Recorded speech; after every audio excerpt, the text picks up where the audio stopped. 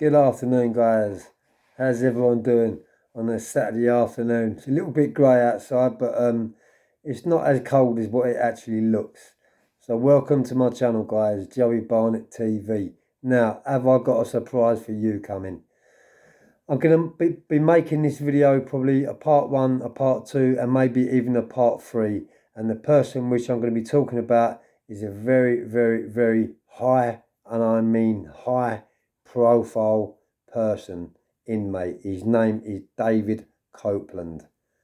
Now, David Copeland targeted certain people, and he was the nail bomber of 1999.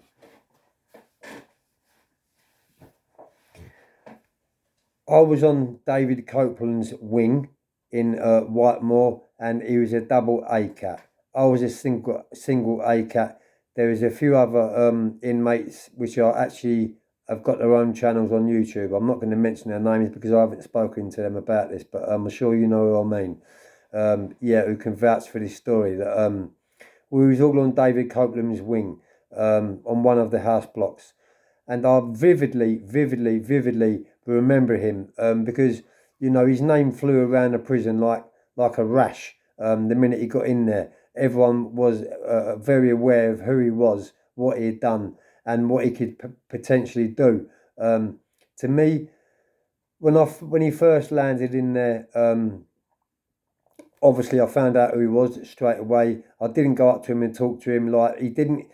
How can I describe this to you guys? This is not edited or pre-written down or pre-recorded. This is just straight from me. Yeah, I remember him being only a very young lad, probably 22. He was probably around 5'8", maybe 6 foot, but looked small for his size. He had fair hair, and he did not look like the average inmate. So he didn't look like a criminal. He didn't look like someone who'd been in and out of jail.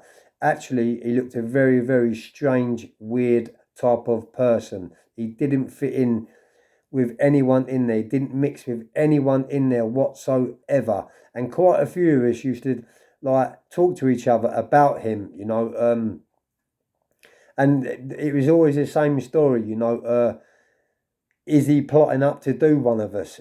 Because he had that type of thing about him. He had that type of, you know, that he carried that around him. Look, he couldn't fight with his hands. He weren't worth a light.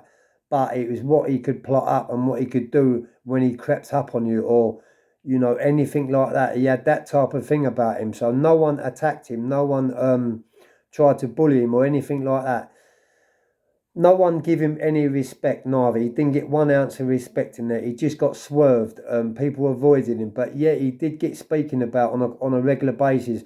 I actually remember there was 2 landings, and I was on the ones, and he was on the 2s. David Copeland was above us, and I remember quite a few times I was playing pool on the 1s, and you know you got the net above you on the 2s. I remember loads of times I'd be taking a shot or walking around the pool table with a few of my pals playing pool. I'd look up onto the 2s and I'd just see David Copeland hanging over the landing, just staring at everyone.